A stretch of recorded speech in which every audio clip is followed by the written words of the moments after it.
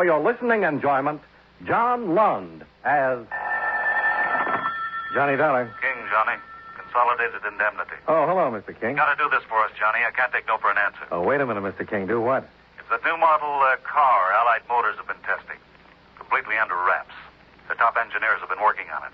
Your company going into the automobile business? We're in it, Johnny, up to our eyes. The car's cracked up 3 times, 1 fatal injury. The auto company's as confused as we are. You got to run out there and find out what the story is, Johnny. Okay, Mr. King. I'll keep you posted.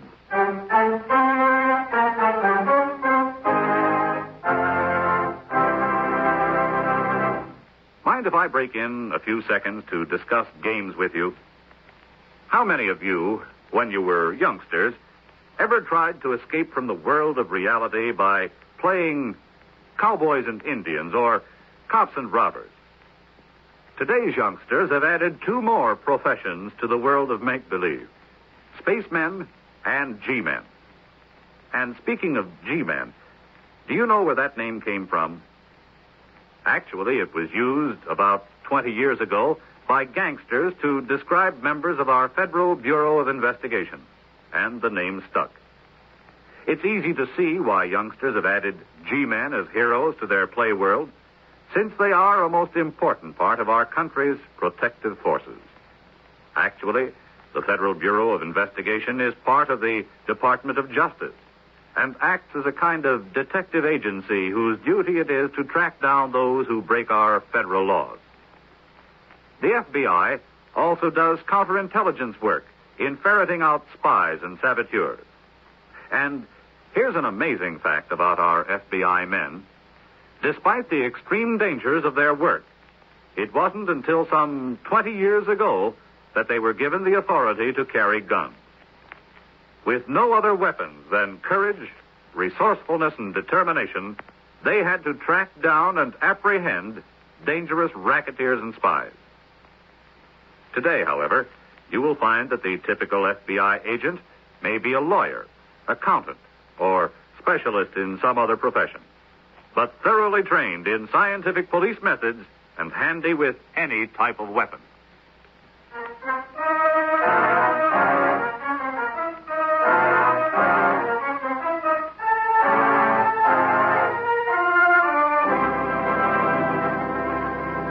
Expense account submitted by Special Investigator Johnny Dollar to Consolidated Indemnity Company, Hartford, Connecticut. The following is an accounting of expenditures during my investigation of the road test matter. Expense account items 1, 2, and 3. Taxi to airport, $3.50. Plane ticket to Detroit, $84.75. Taxi to Allied Motors testing grounds, $4.15.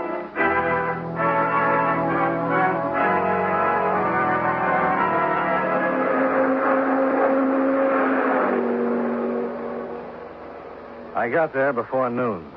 There were a lot of signs around the place reading absolutely no visitors and keep out, no trespassing. So it took me about 10 minutes to persuade the guard at the gate to let me through.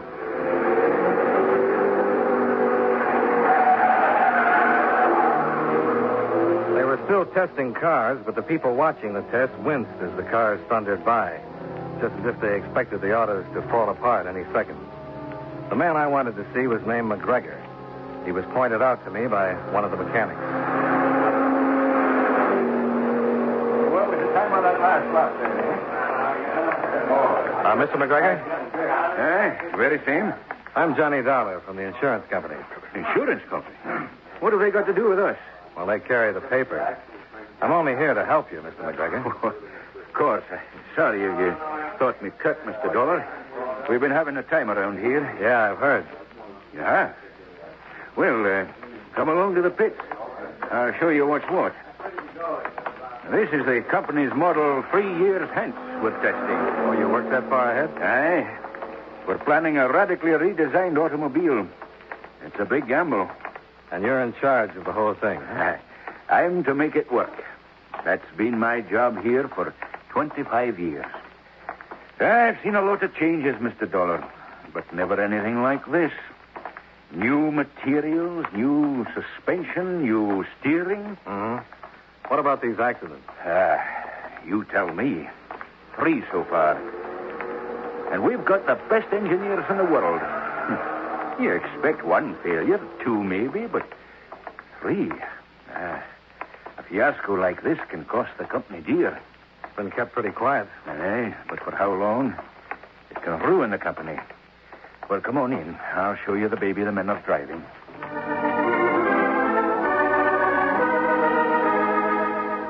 Well, there she was, Allied's experimental model. If they'd been taking orders, I'd have signed then and there. Until I remembered that 3 of these dream boats, each hand-tooled and serviced by the best men the company could find and driven by crack drivers, had fallen apart on the track.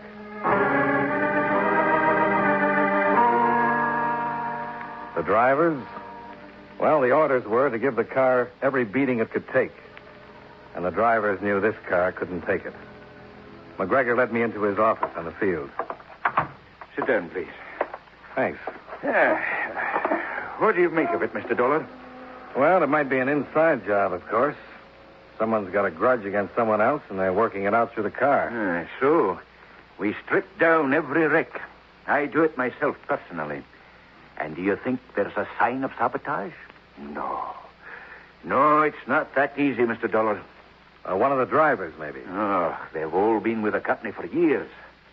Maybe some of the designers. They're new boys. But our drivers, they're very experienced. I'm not talking about their experience.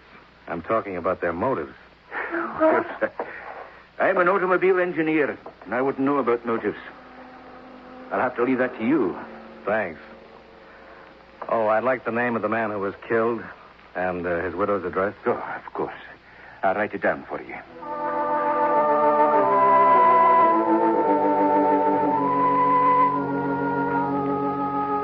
Expense account item 4, 85 cents. Taxi to the residence of Mrs. Grace Johnson. She lived in a nice house not far from the track. A for sale sign was posted on the lawn. I wish you'd have called first, Mr. Dollar. Oh, I'm sorry. I just got in The town. place is a mess. You're going somewhere? Well, you know how it is. After a horrible thing like this, you want to get away. Throw that stuff off the chair and sit down. Don't bother being polite to me, Mrs. Johnson. I'm just doing my job. You have to make it sound so clinical. Well, maybe that's the best way, Mrs. Johnson. I'll try to help you. Thanks. Who do you think might have wanted your husband killed? You think someone did? You knew your husband. Is there anybody who might have wanted him out of the way? Yes, but I can't be sure. I'm not asking you to be sure. I'm just looking for leads. Steve and I, that's my husband, hadn't been getting along. Seems we couldn't live with each other or without each other. I didn't know where to turn. These things happen, Mrs. Johnson. I turned to a friend of Steve's. One thing led to another, and pretty soon, well, we were thinking that if only Steve was out of the way. But I didn't think he would do it. I didn't. Do you know that he did? Of course not. He hasn't been to see me once since. I'm getting out of this place. It's like a bad dream. What's your friend's name? It's Simmons. Joe Simmons. What does he do? Do? He used to be a test driver with Allied, same as Steve was. Oh. May I use your phone? Yes, of course. I'll show you where it is.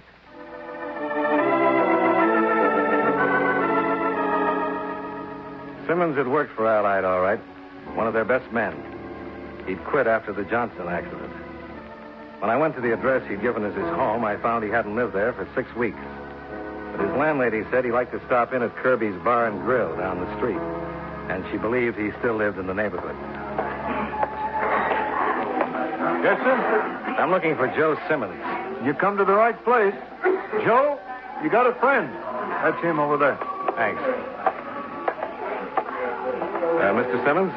Yep. I'm Johnny Dollar. I'm with the insurance company interested in the Allied Motors business. A cop? No, we're just the people who pay off the claims. They've asked me to look into it. Why do you come to me? I thought you could help me. Kelly, 2 more. You'll join me, won't you? Yeah, I'll play with it. Coming up. How much do you know?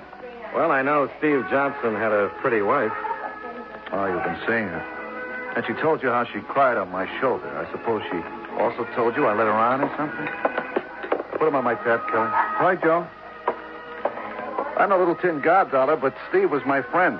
If I took his wife to the movies or out to dinner, he knew about it, even though she didn't know he knew. That sounds complicated. No, he was crazy about her. He was trying to keep it going. He thought I could straighten her out. How come you quit driving? Well, that car's not right.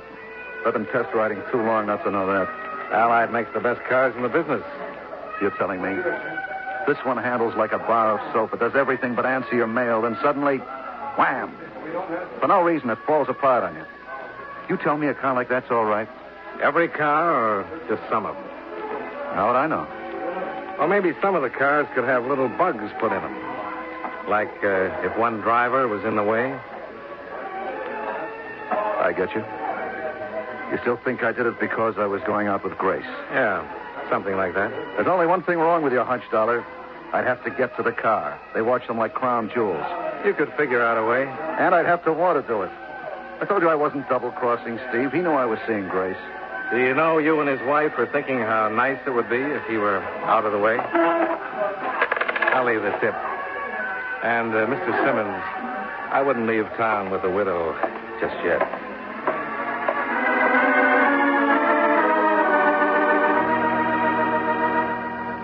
Expense account item 5, $2.60. Cab fare to my hotel, where I put in a call to Mr. McGregor.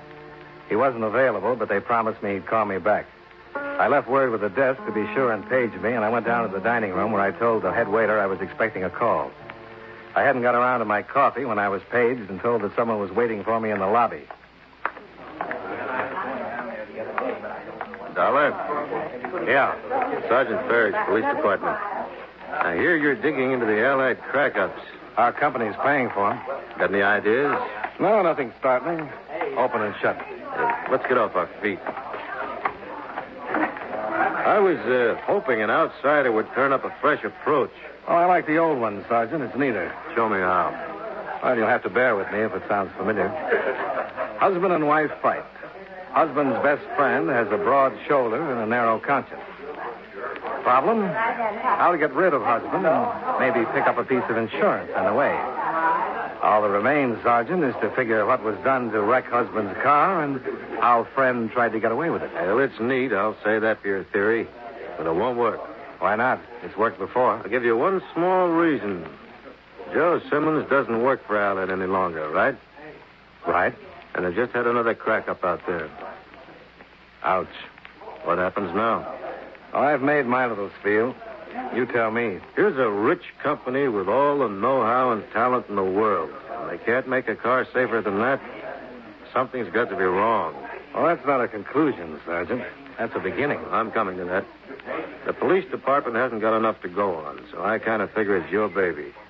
Meaning what? Hang on. The insurance company's got to find some evidence of at least criminal negligence before we get interested. Officially, that is. We want you to go to work out there. Work? Driving. Driving?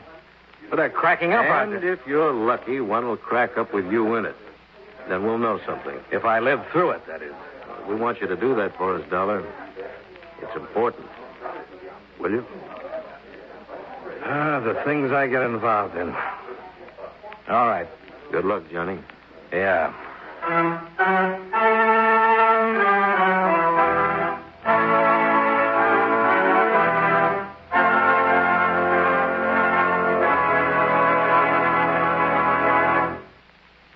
You know, many great men have attained the highest office in our land, the presidency of the United States.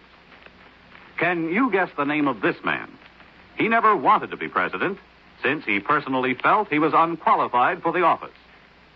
When he was only 30 years old, he was appointed member of the Ohio Superior Court. He was President Grant's Secretary of War and Attorney General. In 1908, through the recommendation and support of Theodore Roosevelt, he succeeded Roosevelt as president. If you don't have his name by now, here's another clue. During his administration, the Postal Savings Plan and Parcel Post were established. Who was he? William Howard Taft, 27th President of the United States. His life is part of your American heritage.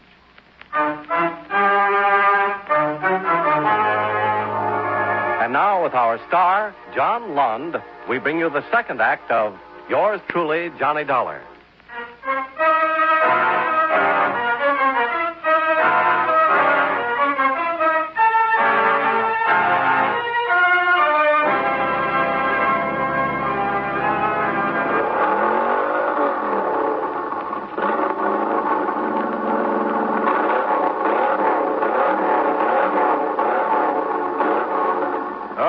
Jim. Throttle her full.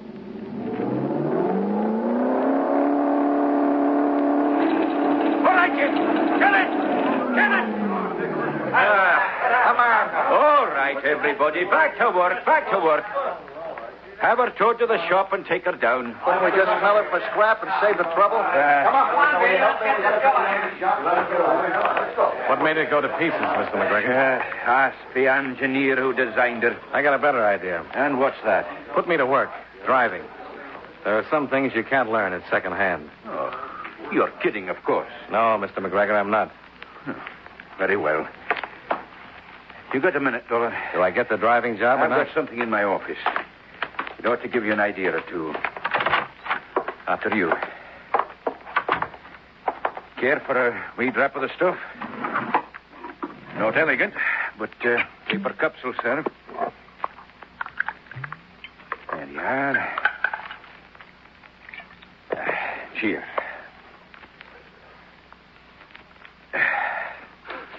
Never used to drink on the job, but believe me, since they put this new model on me, it's a necessity. What about my job, Mr. McGregor?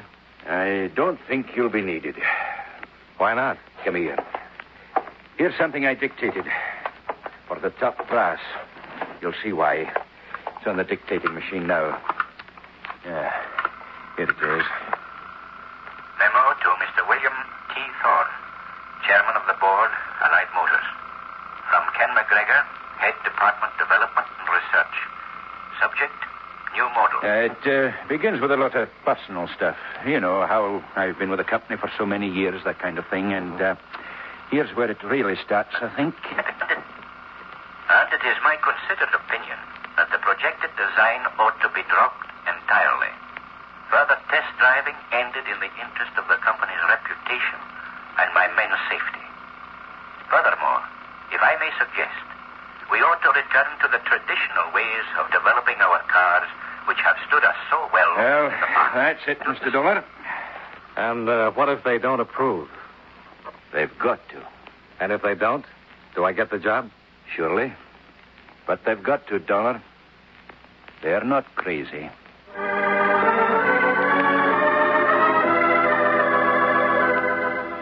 They'd read the memo in the executive offices by the time I got to them. They were inclined to agree with McGregor, and it took some fast talking on my part to convince them they should keep the experimental models testing. The insurance company had a lot of money invested in those accidents, if they were accidents, and I didn't see folding up my tent and stealing into the night without some explanation. They gave the test 1 week more. Meanwhile, I went to see the man responsible for the car's design. Come in, please. I'm Johnny Dollar from the insurance company. Is your chief, Ted Brand, in? I'm Ted Brand. Then I'm supposed to talk to you? Sure. What do you say we do it over something to drink? Yeah. When he said something to drink, he meant coffee. He was no more than 22 or 3. And that's what threw me when he told me he was the man responsible for the radically redesigned car of the future. So there you are, a new car from top to bottom. Science can't stand still, neither can automotive design. They had lots of trouble with the first jets, remember? Well, then you think it's, birth pains? Did I say that? No, Mr. Dollar. That motor, that car is as perfect as anything can be. On paper, it should handle like a dream, and it can. I know it can. Oh, you'll find a lot of old guys who are against anything just because it isn't the way it always was. These are the same guys who are opposed to pneumatic tires, then four-wheel brakes. They just hate progress. You follow me? Yeah, I think I do. This car has got to work, that's all. Just like 2 and 2's got to make 4. How about another cup of coffee? No, thanks. You have a cup on me. I've got somewhere to go.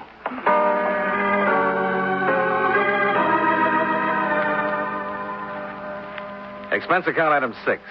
Taxi to the residence of Mr. Kenneth McGregor, $1.60.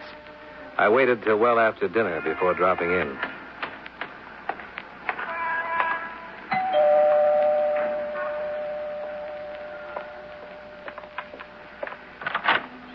Yes?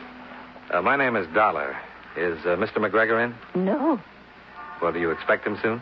Well, if he's not here by this time, I can figure he won't be home at all. Can I help you? I'm Mrs. McGregor. Well, I don't... They're working him awfully hard at the plant these days. He's been staying there nights a lot recently. Oh?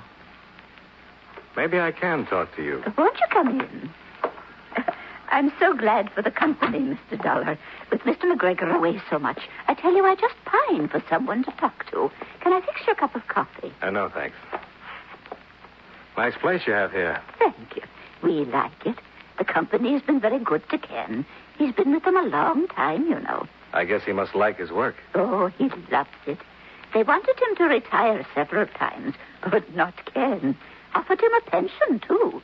But I guess they realize he knows more about cars than anyone in the whole world, I do believe.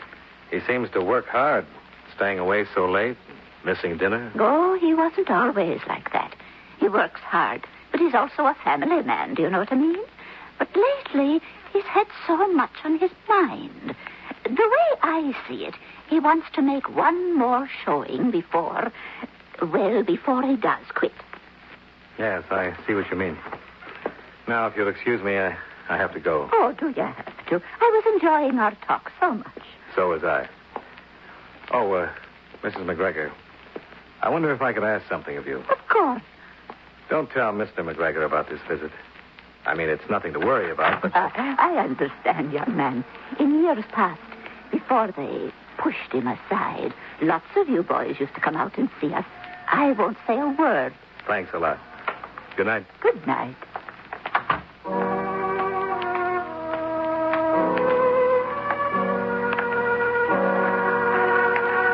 And there it was. A man who'd given a lifetime of loyalty. And now he was drinking on the job, staying at the shop all night, hating the new model car. I wondered how I'd feel if I suddenly found myself outdated. Outdated by a kid full of new, fresh, crazy ideas. Then I remembered that a man named Steve Johnson had died, that they'd had 4 crack-ups and might have others.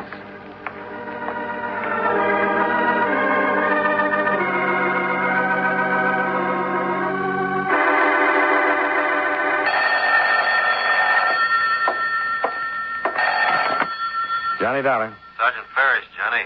Can you come out to Allied? It's important. What's happened, Sergeant? Another crack-up? Worse. Murder. Murder? Who? McGregor.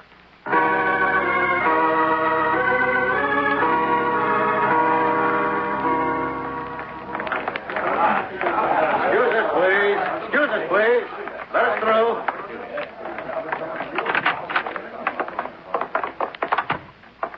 There it is. Just the way it was found this morning.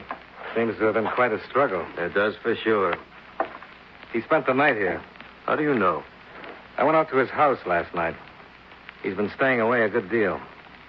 I guess he was pretty sore at what he thought the company was doing to him. So he went and got himself killed? He got me there, Sergeant. Did he go out for dinner or anything last night? The guard at the gate said he left around midnight. Was back in an hour. Did he make any calls? Switchboard's closed at that hour. He had a direct line. That's all you know, then? Someone came to see him. Oh? Now, hold your horses. It was early in the evening. He left hours before it happened. They check everybody in and out through the gate. Uh-huh. I get it. There's some guy who used to work for him or something. The man at the gate knows him. Who was it? Simmons. Joe Simmons. He was checked out before 10, like I told you. Yeah. Well, I'll leave you to your work, Sergeant.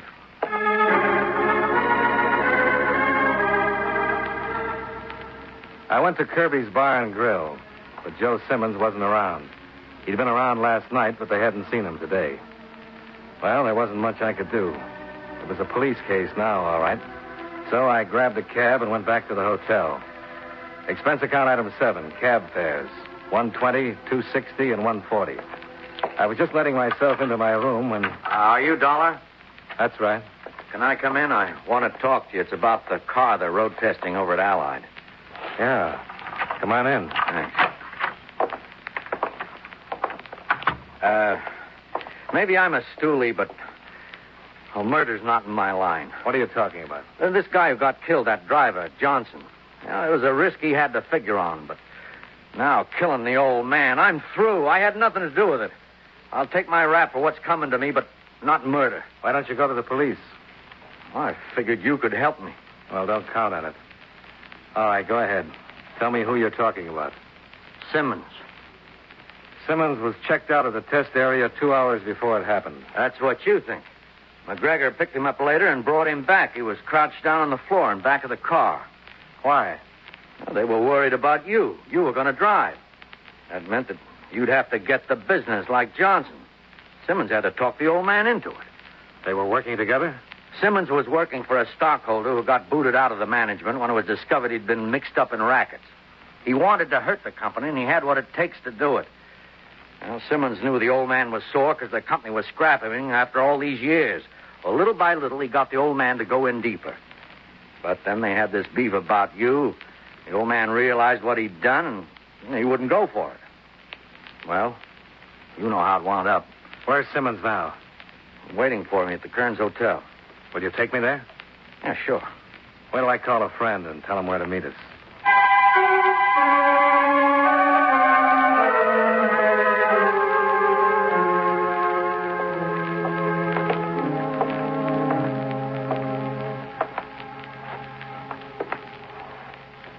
They got a gun? Yeah, a service revolver. All right. Go on in. Okay.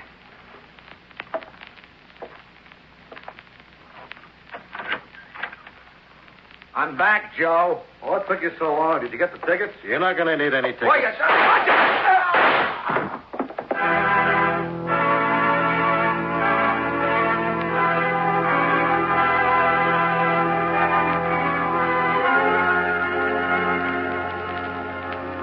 Expense account total, including return fare, $217.40. Remarks: the name of the stockholder has been submitted above, and he is currently held by the police. It is my belief he'll be able to reimburse your company for all the claims you've paid out. From jail, of course. Yours truly, Johnny Dollar.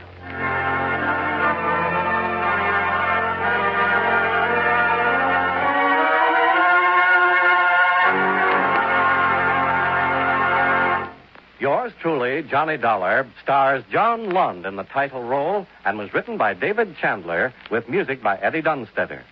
Featured in tonight's cast were Fred Mackay, Bill Johnstone, Virginia Gregg, Ted Bliss, Clayton Post, Hy Averback, Eleanor Audley, and Joe Kearns.